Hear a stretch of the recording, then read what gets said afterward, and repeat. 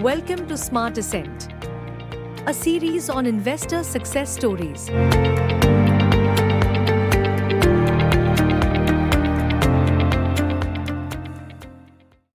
Hi, I'm Pankaj Singh from SmartWealth.ai, and today I have Ashutosh Sharma, one of the old investors in SmartWealth.ai, and he's going to share his learning as an investor, as a subscriber of SmartWealth.ai. So, Ashutosh, to get us started, tell us about yourself. So I am Ashutosh Sharma. I am 32 years old.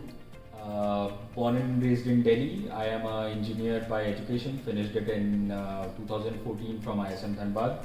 After that, I did my executive MBA from IIM Bangalore in 2022. Yeah. I am a senior product manager with O9 Solutions since last 4 years, and my entire 10 plus years of work experience has been in managing data science, ML, and AI related products. Yeah. I also got married 2 years back. Okay, excellent. So you are a Delhiite, 32 years old, married, 10 plus years of experience. So you are an engineer and have a MBA from IIM Bangalore, and you've been in tech field in product management, data, AI kind of work. So that is fascinating. So tell us about your investment journey. So in this 10 years of experience, when did it start? How has it progressed with time? Yes, so my journey started right around when my career started in 2014. For initial 2-3 years, I would say whatever savings I had at the end of my month, I would send it to my dad. Yeah. And he would generally put it in FD or gold or whatever stable instrument he could find. Yeah. In 2017 is when I first myself got actively involved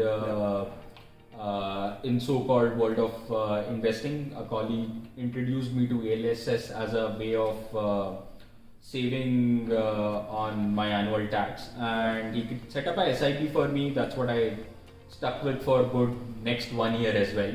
Yeah. But generally after that also the approach was that I would hear about a mutual fund somewhere, a stock somewhere, and I would buy it for the short term, start a SIP, not really look at what I'm doing. Yeah.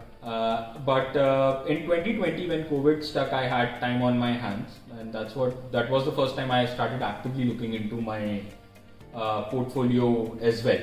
With time on my hand, I was learning about investing, what mutual funds are, what's the best way to do these things, and I realized that my portfolio itself was pretty unoptimized. I mean, I was sitting on some 16-17 odd active SIPs that were running every month without any clear goal in mind.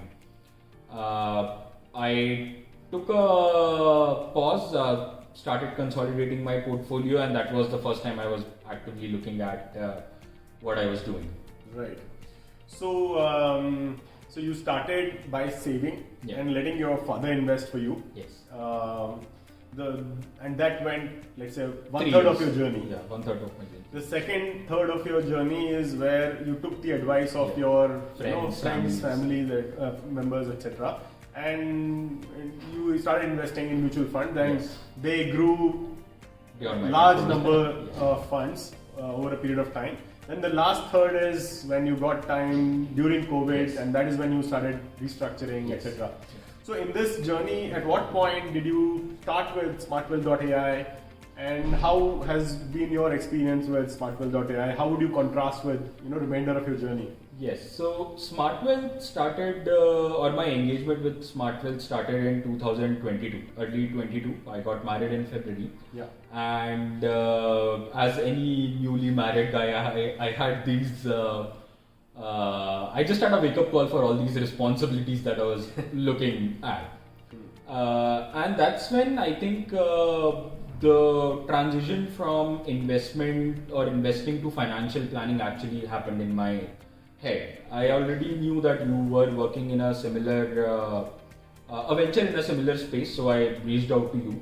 And our first initial 2-3 conversations were largely just about understanding what I have done so far, what went wrong, what went right, and what I can do in the future.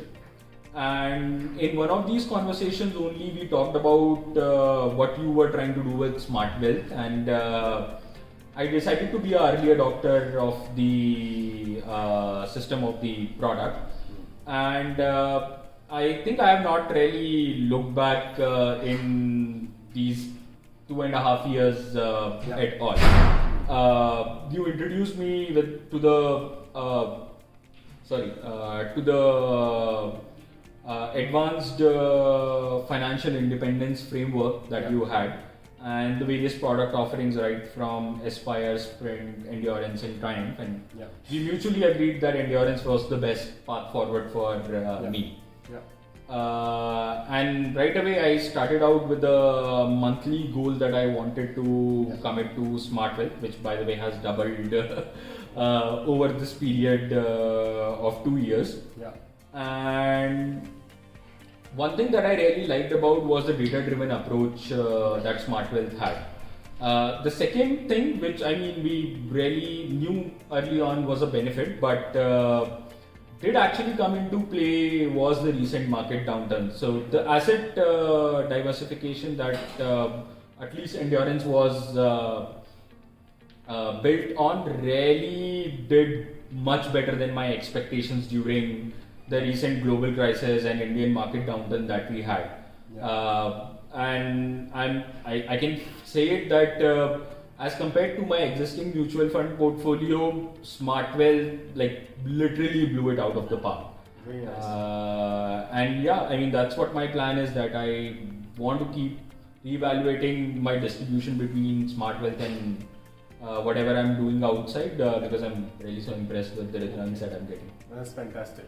So you started with SmartWealth.ai after you got married. So that is when there was serious paradigm shift in you approaching investment for the long-term goals. For the long-term goal with the intent of becoming financially independent sooner. And then we have this framework called, of financial independence, Aspire, Sprint, Endurance, Triumph. You started with Endurance. You've been with it for 2.5 years. Your portfolio has multiplied. And recent downturn, which is this whole tariff related crisis and so on. You've literally seen the resilience that asset class balance can add. And you're now considering allocating larger share to such an investment. That's fantastic.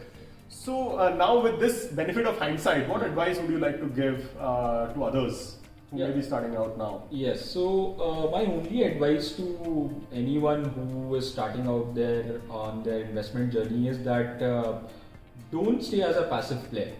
Especially if you have long-term objectives, if you have long-term goals of where you see yourself in, let's say 20 years, 30 years, you want to buy a house, start your own business or whatever.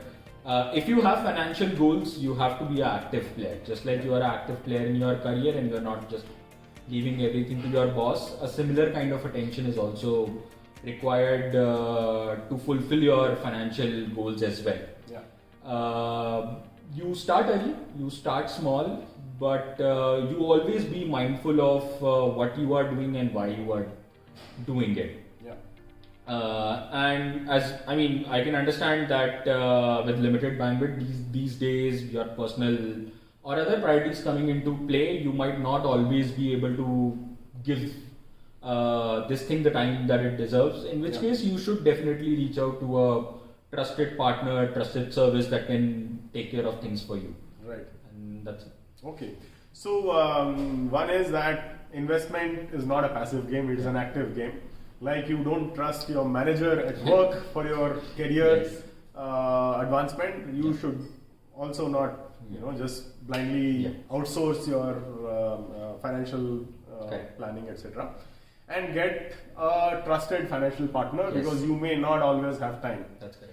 So that is fantastic advice, Ashutosh. Thank you for sharing. Thanks, Pankaj. And also thank you for taking time today for this discussion. Thank you. You're welcome. So that was Ashutosh Sharma. I hope you found this conversation useful. Stay tuned for more.